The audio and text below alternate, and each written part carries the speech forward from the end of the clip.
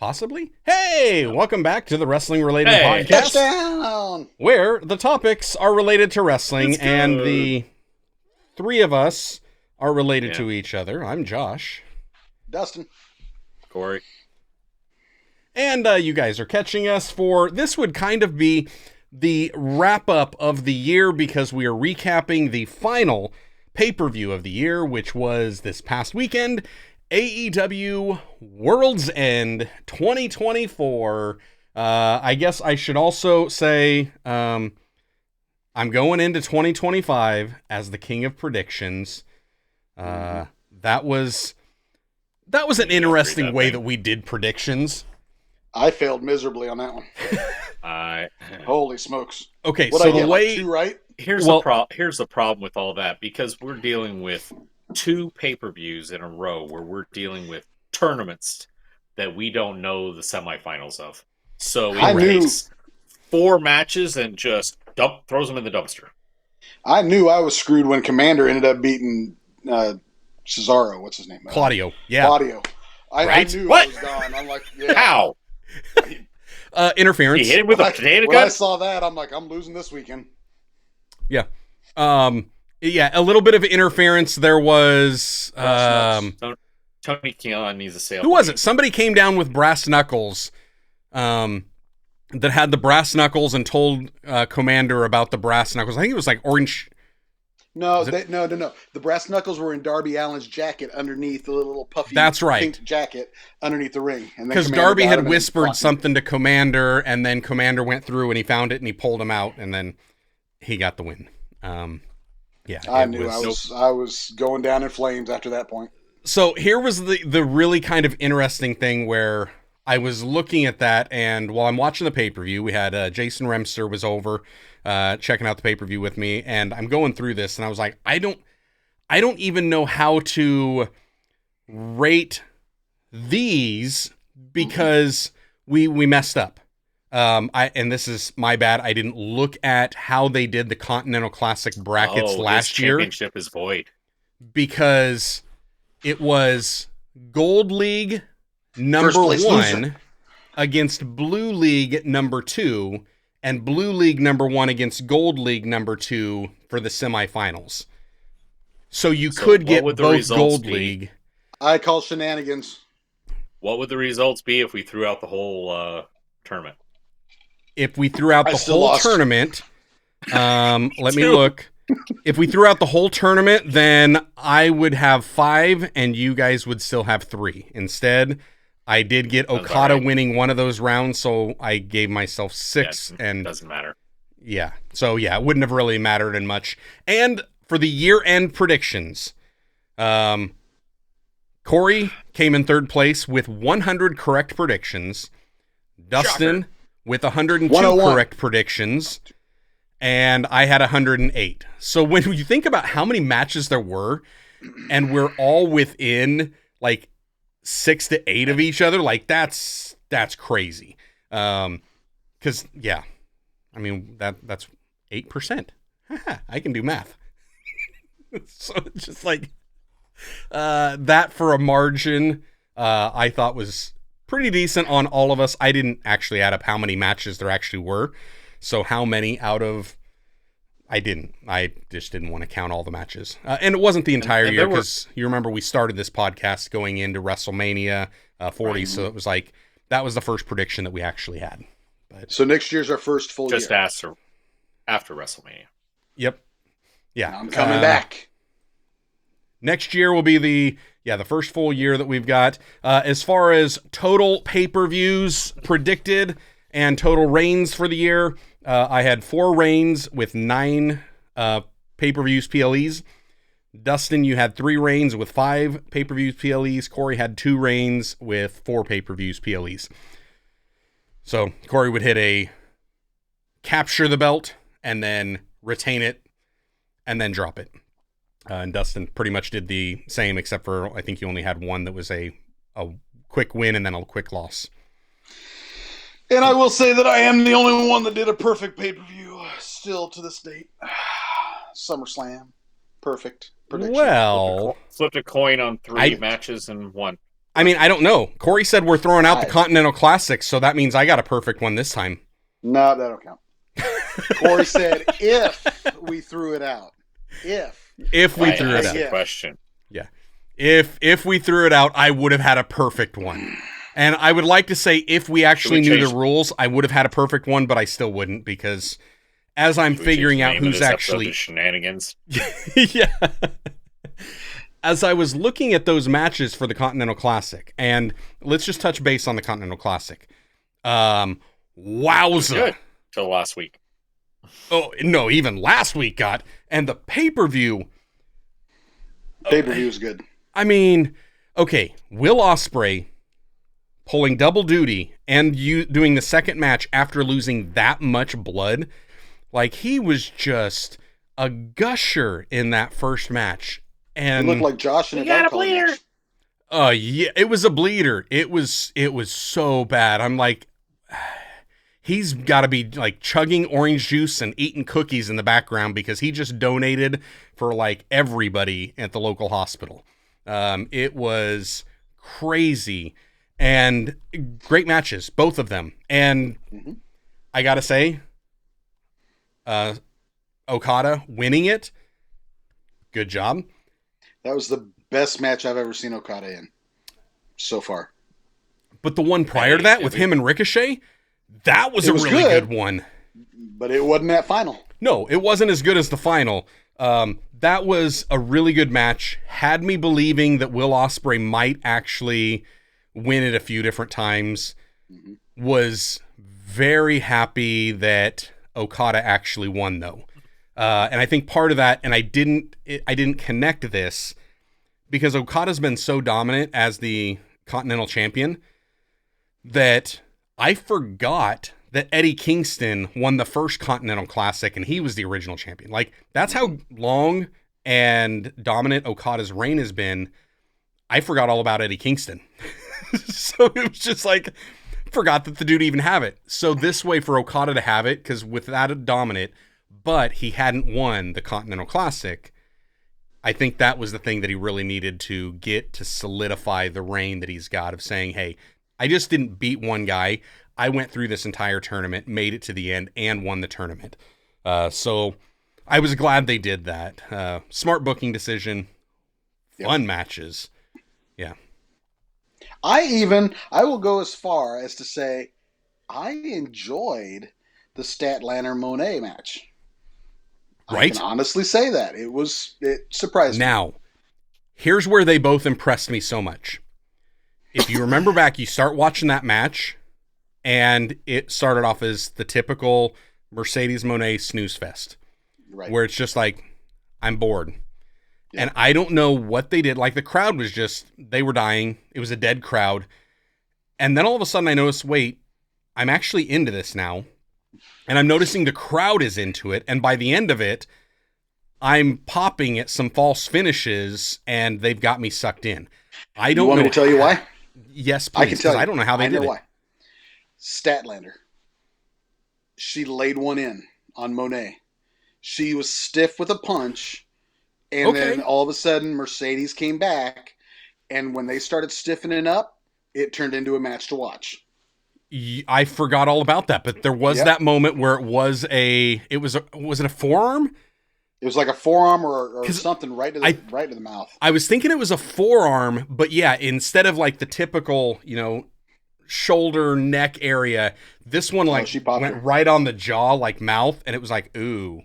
Oh, and I was wondering how Mercedes was going to come back with it, and she didn't come back, so she came back strong with that, I remember. Mm-hmm. But it wasn't like, here's your receipt. It was just like, okay. And she hit her hard, but safe. Whereas Statlander's, it was hard.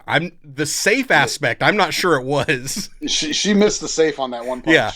But Mercedes had every opportunity to, here's your receipt, and chose not to give the receipt, but say, okay, we're just going to stiffen up a little bit. We're going to be a little bit more snug.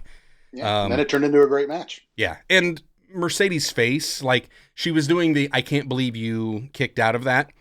And I'm like, yeah, I've seen that look. But then the next time, That was a different look that I hadn't seen her do before. And then the next time, it was an even different look. So she was showing a lot more emotion in her face than I'm used to seeing out of her. Yep. Not just the same cookie cutter. Correct. So I was pleasantly surprised with that one. Going into it, I wasn't sure if that was actually going to be worse than Mariah May versus Thunder Rosa. And I thought at least Mariah May versus Thunder Rosa is a garbage match, so we're kind of used to, a Tijuana street fight, it's a garbage, so, but at least there's going to be some fun spots. I honestly don't remember any of Mariah May versus Thunder Rosa because of Mercedes Moné and Chris Statlander. It was that much better. I do. He's not looking for a reminder. No. I do remember, and here's what I remember. It was right off like the very first little spot, and Thunder Rosa did something. I don't know whether it was off the second rope or she did some move, and she came down on her tailbone, and you see instant pain in her face. It was that she jarred herself. That's how they started the match, because Mariah was walking on the outside. Thunder Rosa did that like a waterboy drop kick to the outside from the apron and hit her. Which, she got up funny. And Mariah took a kind of a sick bump, if I remember right, into like the barricade. But yeah, it was, I do remember that where it hit and I was like, owie. Yeah. Never since then, that match just kind of declined a little bit. And you start seeing Mariah May, she's starting to soften up a little bit. Yep. She realized that Thunder Rosa was hurting. And she started a couple of times. She even turned. She's getting ready to go at her, and then she stops. And you can see that she's buying her some time. Yeah. She's turning around and playing to the audience, or she's, yelling at the dad or whatever. Yep. I will say the Mariah May or the Mercedes Moné versus Mariah May, Mercedes Moné, Mercedes Moné versus Statlander match. That was the one that you guys predicted Statlander on there, and about halfway through the match, once it started getting really good, I was like, oh, Stat might actually win this. Mm-hmm.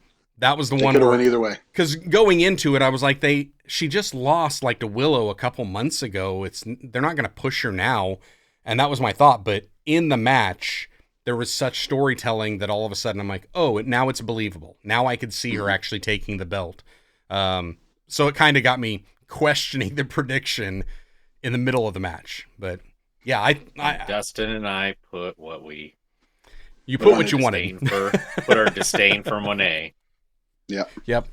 Although, did you guys, the other one that like we really differed on was MJF versus Adam Cole. I was just going to talk about that. Yep. Did you guys really want Adam Cole to win that one? Yes. Yeah. Yes, I did. I'm over it. I really did. No. I'm over it. However, I did like the ending. I did like the ending of that one. So, when you turn around and had Roddy come running down and, I enjoyed that. Yeah, you get the Undisputed Kingdom reunited with all of them. Only one missing was Bobby Fish. But I will say the only thing that I enjoyed even more, for me, the highlight of the entire night was Jay White hitting his finisher on Roddy's wife. Oh, he planted her, and she sold that to the end of the show. She didn't get up at all. She did, yeah. As she should. Yep. Marina Shafir took that, sold it well, took it well. It was, that was good. That was actually, it was super predictable going in how that match was going to go. And we knew there was going to be some type of shenanigans happening this way or that way. But it was actually a really good match. And even at times where everybody's going through their finishes and you're trying to keep in mind, okay, who was the first one that took the powder and rolled to the outside? Are they going to be able to make it back in to break this up? And then they're not coming in to break it up. And it's like, oh, they just hit a finisher. Is this going to work? And then it reminds you, nobody has a finisher anymore. They're just signature moves because everybody kicks out of everything. But good match. Like, it was a very good pay-per-view, top to bottom. I enjoyed it. I don't even remember what some of the early matches were. Like the Zero the Outrunners. You had the Outrunners. Yeah. How many matches did you guys have that we didn't discuss or? I think 3 or 4. Yeah. I can't remember. Yeah, and that's we didn't call the audible, but yeah, and that's the hard part about with us recording these episodes earlier in the week, and then we have predictions for a pay-per-view or a premium live event that doesn't happen until the end of the week, and you've got all week of their go-home shows where they're doing the final builds for the matches and final matches being announced. Makes it hard to do predictions the way we've been doing it. We may have to, here in 2025, look at dropping the predictions a little bit differently. So they may wind up being shorts or something like that. Maybe. Mine might be from the car. Maybe shorts. Shorts. As we find out what the final card's going to be, just drop them and go. Which will work for the most part, except for AEW, because they often announce a match or two during the 0 hour. And they're like, and just now announced, after the 0 hour's been going for 30 minutes, here's your next match. Which is dumb. Dumb. And how do y'all feel about rated FTR? Rated FTR. I loved it.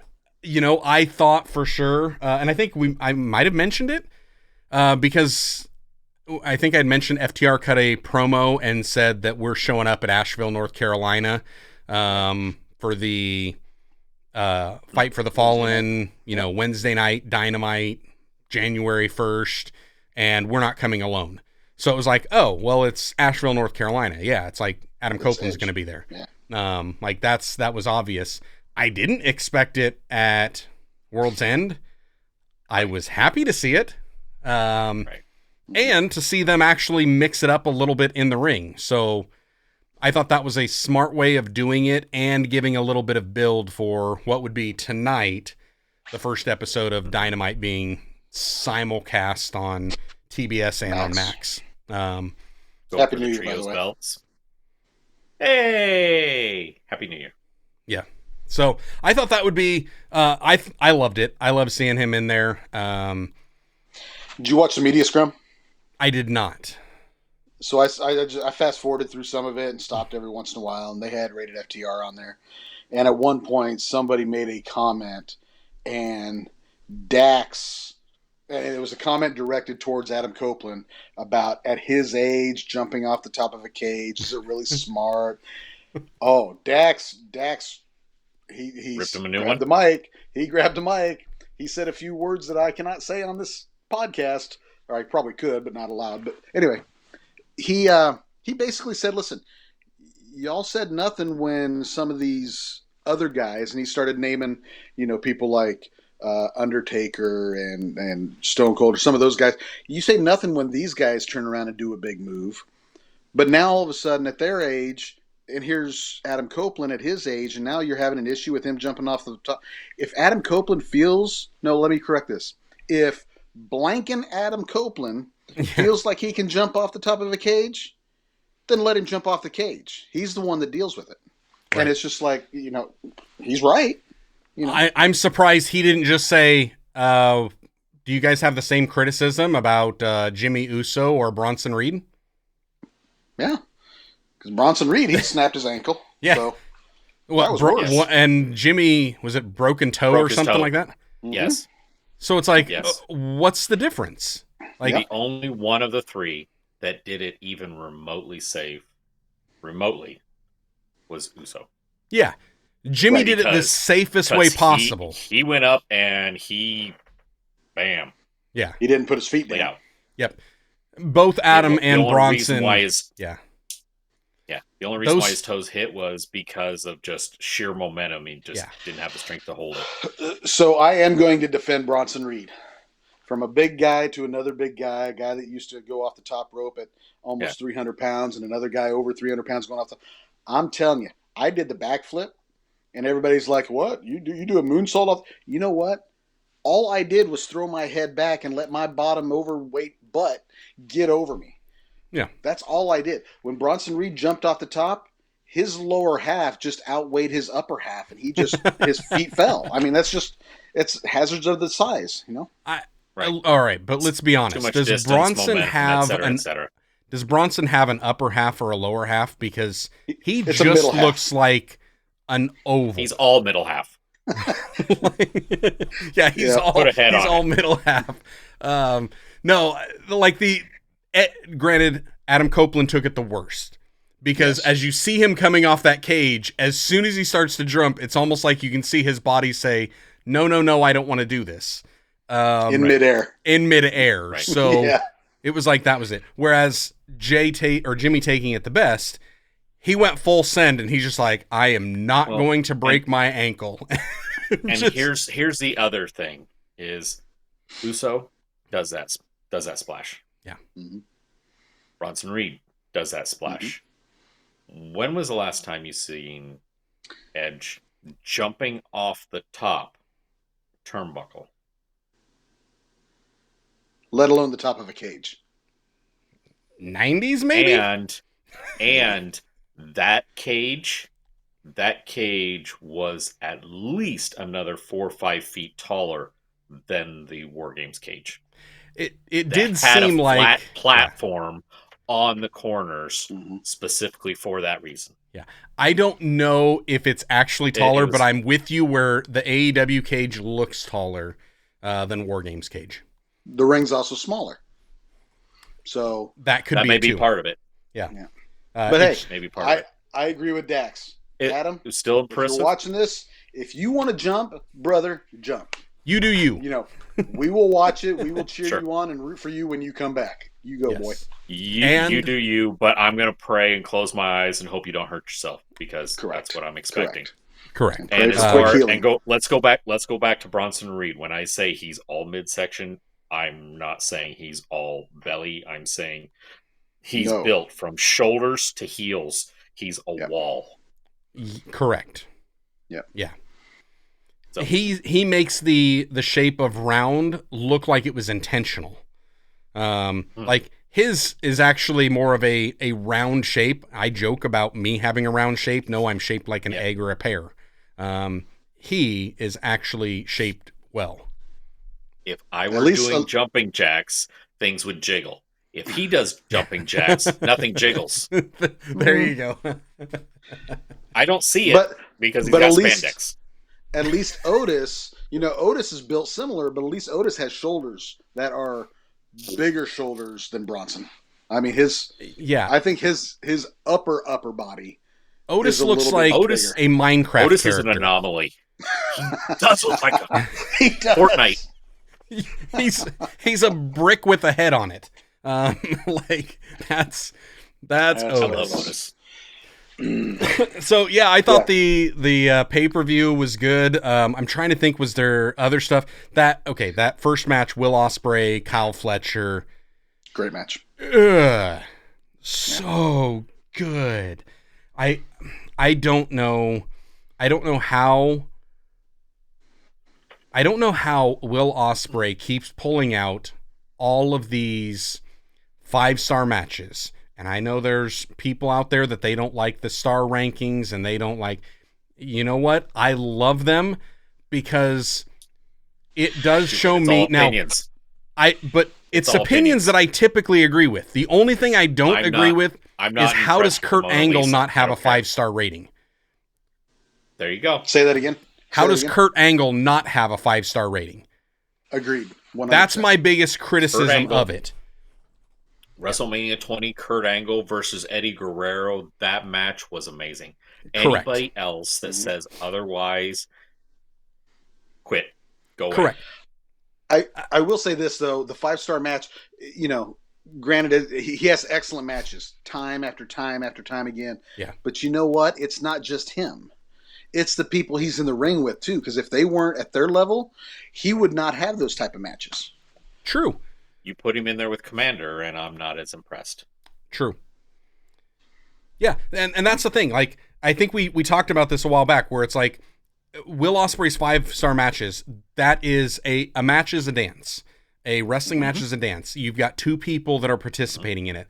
Granted, Will Ospreay may be the one taking the lead, but he's got to have a partner that knows how to follow the lead and still understands what to do when they're on their own. You know, in a dance where you separated, they've got to be able to, I can't just draw attention to me unnecessarily.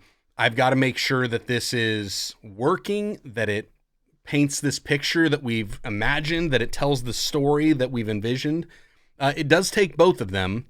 And at the same time, Will Ospreay has more 5-star matches with other people than anybody. And I think it's just because he understands how to work against more different styles than most people do. Right. And he's because just of his time in Japan.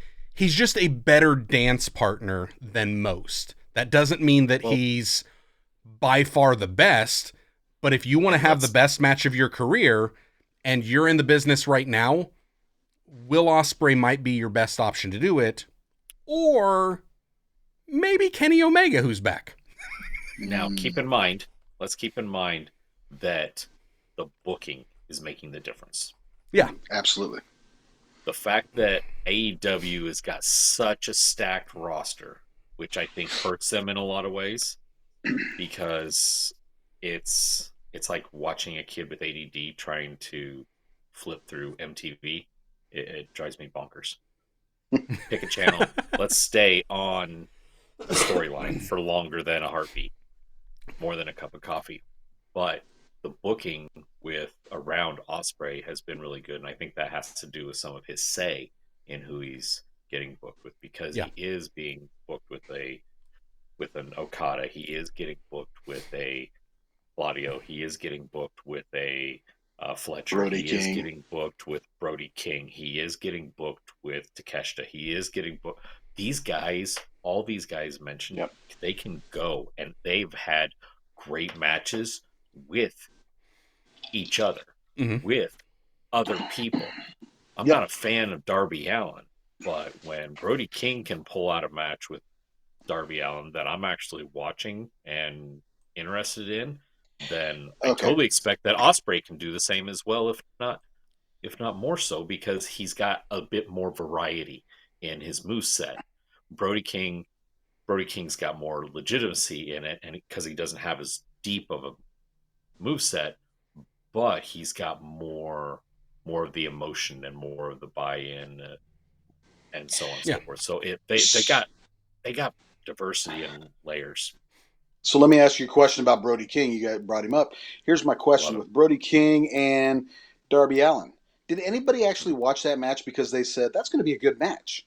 Or did they watch that match thinking, I want to see how bad Brody King is going to just inflict pain and how much pain Darby Allin's going to take before he finally taps out, or he finally just I wanted to watch Murder. I think that's that's pretty close. But I think that's part of Darby Allin. That's what you want to see. It's a similar mentality of going back, ECW, where the reason you would watch a Sandman or a Sabu was just to see what crazy spot they were going to do. It's like, maybe Sabu. Yeah. Well, there's maybe more so Sabu. Yeah. Not Sandman. Sandman was watching a drunk fat man fall downstairs. It was like, and the only reason you watched Spike Dudley was, and that was just his intro. Throw him furthest in the audience. Okay, what about so maybe here's another comparison. Mikey Whipwreck. I like Mikey. Spike Dudley. Mick Foley. Hang on. Darby Allin is this generation's Spike Dudley. True. I would put him somewhere between Spike Dudley and Mick Foley. True. Somewhere between Spike Dudley and Mick Foley. No, he's no Foley. I'm not saying he's Foley, but his comparison, he's not Spike Dudley either. He's also not Mick Foley. He's somewhere in between there. And the reason I say he's more Mick Foley than Spike Dudley didn't come across as a guy that, I'm just going to intentionally try to use my body as a weapon. That's just how other people treated him. Was, you're just the ragdoll, you're the little guy, we're just going to chuck you around. Whereas Mick Foley intentionally using his body as a weapon. And that's where I say the Mick Foley comparison. Darby Allin is nowhere near the storyteller or the promos that Mick Foley can do. Not even close. He's not even in the same league. But using his body with reckless disregard. Half the wrestlers today can't carry Mick Foley's microphone. Right. Yeah, and I mean, and it took Foley years to finally figure that out. And so there's a possibility there. But yeah, I would say that as far as that comparison, I see where you're saying it's a Spike Dudley thing. But yeah, to Dustin's point, no, we watch a Brody King versus Darby Allin. We watch anything Darby Allin just because we want to see how close are we going to get to something disgusting. It is ECW. Like a Darby Allin match, it gives me the same vibes of why I watched ECW after seeing the Barely Legal pay-per-view. It was like, oh, yeah, I just want to watch the train wrecks over and over again. I want to see the car crashes. Yet, one thing that I think the original ECW did right was when you watched that Barely Legal pay-per-view, for argument's sake, and for example, there were no two matches alike. You didn't have two bloodbaths. You didn't have two flippy floppies. You didn't have two lucha matches. You didn't have two Texas Tornado tags. Every single match was unique in its own right. And I would say that's more of a similar feel to AEW than it is WWE. Everything on WWE pay-per-views, except for the one match per show, feels the same. It's one match that stands out for them, whereas in AEW, there may be a couple that are very similar, but most of them are different. With the exception of AEW just having, like you had mentioned, a big and bloated roster, and there's but that's only so much you have. That's because of big and bloated TV or pay-per-views, because they're shotgunning 14 different matches. Yeah, you're going to have more than one great match because you're doing 3 times the matches. Yeah. So if you didn't, what are you doing with your life? But like when we looked at this PLE or this pay-per-view and what we had... I'm not criticizing. I'm just saying it makes sense though. Yep. As to why. But like this pay-per-view, when I was thinking about it and looking at, okay, what have we got that's, coming down here? Yes, we had the Continental Classic, but that thing it's a tournament style match. And in each of those matches, nobody is allowed at ringside. It's just those guys. So that made those unique. You had 2 women's match. One's a Tijuana street fight. The other one is not. So those were different. And then when it came to the men's matches, you had a traditional championship match, and then you had a 4-way championship match. Mm-hmm. So it was like there wasn't much, but yes, there was some variety. Yeah, there was some variety. I appreciate that. I do wish AEW would get better at long-term booking, long-term storytelling. Some of it they're doing great, others they're not. I also understand some of it, and I think there was just a interview that came out with the Young Bucks talking about this last title reign they had. The plans got changed 4 different times. And part of that has to come down to some of the guys that they may have wanted to take over got injured. And then others decided that they didn't want to renew their contracts and they wanted to go over to the other company. And then at that point, you're left with, okay, call an audible, call another audible, call another one. And it's like, we've just got to get the belts off us somehow. And then we're left with Private Party.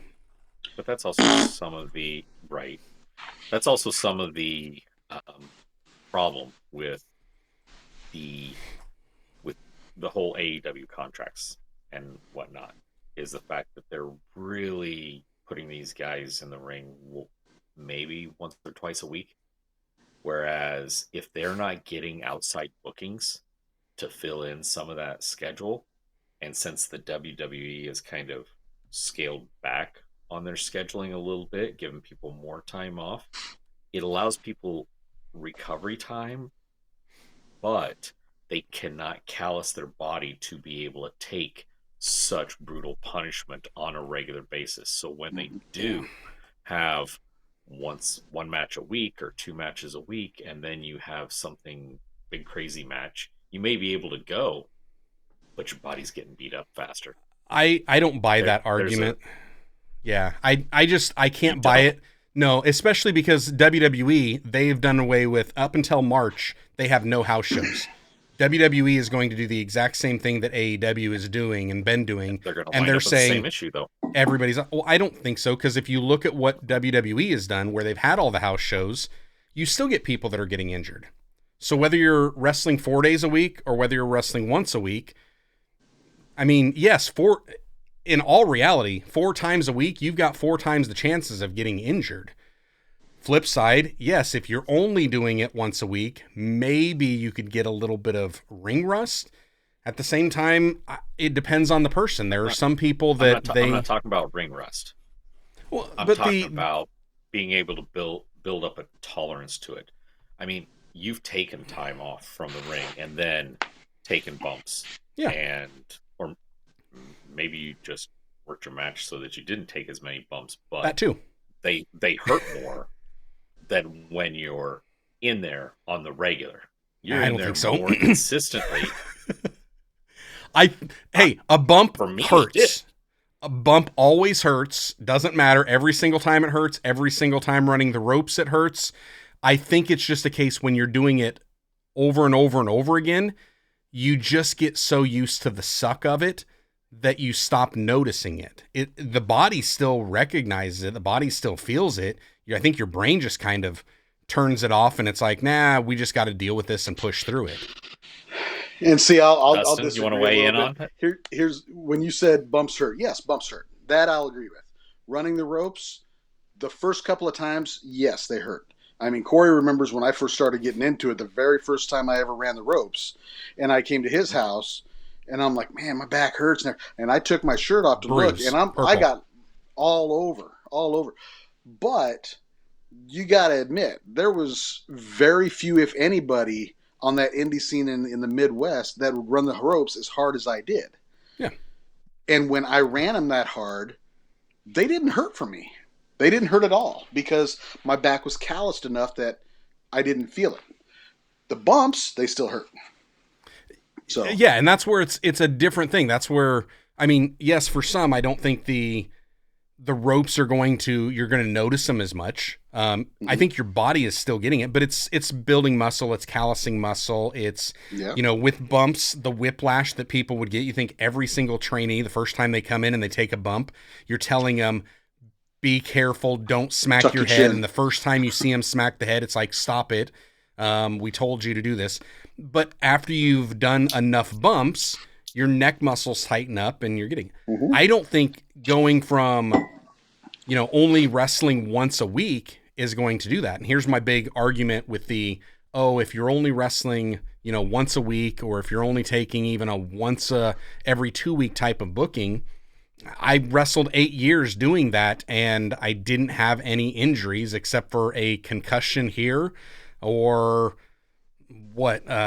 bruised kidney somewhere else. Like there was nothing major that happened. And most of those were not even self-inflicted stuff. It was somebody else that just didn't quite do what they were supposed to do and messed me up. Versus other guys that were wrestling during our time and they were taking 2-3 bookings a week. And yet every few years they were getting injured. They were breaking something. And but some of that is how they work. Correct. Some of that's how they work. A lot of their own decision. Correct. But I mean, if you think back when I was wrestling, I was doing a lot of stupid stuff.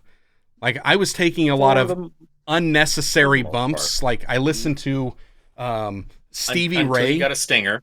Or not Stevie Ray. Stevie Richards. Listening to Stevie Richards and his, take on it. He's like, a lot of the indie wrestlers are being dumb because they're taking these unnecessary risks for 13 people that are sitting in the audience. And it's not just for the 13 people. It's not that those 13 fans don't matter. They matter get that. But you guys know as well as I do, you go to an indie show and you see somebody that tries to do a shooting star press from the top rope and they gut themselves and everybody in the crowd is like, oh, nothing. They just don't react. You messed up. Yeah. Which one of you guys sent me the video of the guy doing the weird twisting stomp to the guy hanging on the post? I don't know, but I've seen that forever. And there's two people sitting off in the crowd, just no selling it. Yeah. The only reason why you would not at least jump up and go, "Oh my god, no way! Oh, he's gonna kill himself." The only reason is because you've seen it before. Yeah. Well, and that's the thing. So how many times you got to do that before you're like, Right. And that's where it's just taking some of the unnecessary risk. And yes, how they work. That would be the thing more for me when it comes to the injuries and being prone to injuries. I don't think it has as much to do with the amount of work that you're getting as much as the type of work that you're doing. Because if it was just the amount of work, there would be no reason that WWE would say, hey, we're going to take the next 2 to 3 months and we're not doing house shows. You're only going to have, your one night on television and that's it. I couldn't see them doing that if they thought that that was a risk factor. They would say, no, we need to stay in here. We need to do this. So that's where I just disagree with that as a premise, because I think WWE, especially in the Endeavor era, is trying to take care of their guys as much as possible. I think if anything, they're saying, oh, maybe having a little extra time off actually gives the body enough time to recuperate and recover. And maybe even for the mental well-being of some of these guys. Yeah, we might want to try that. Bottom line is we're arguing over ingredients in the soup. Very true. Very true. What better way to finish off? Noodle. Yeah, what better way to finish off the 2024 wrestling year and prepare for 2025 with arguing about little nuances that still have all the same ingredients, just mixed up a little differently. So, all right, anything else about AEW Worlds End that you guys want to get to before we sign off for this episode? Nope. All right. Good pay-per-view. Sounds good to me. We will Rated FTR. Catch y'all in the next one.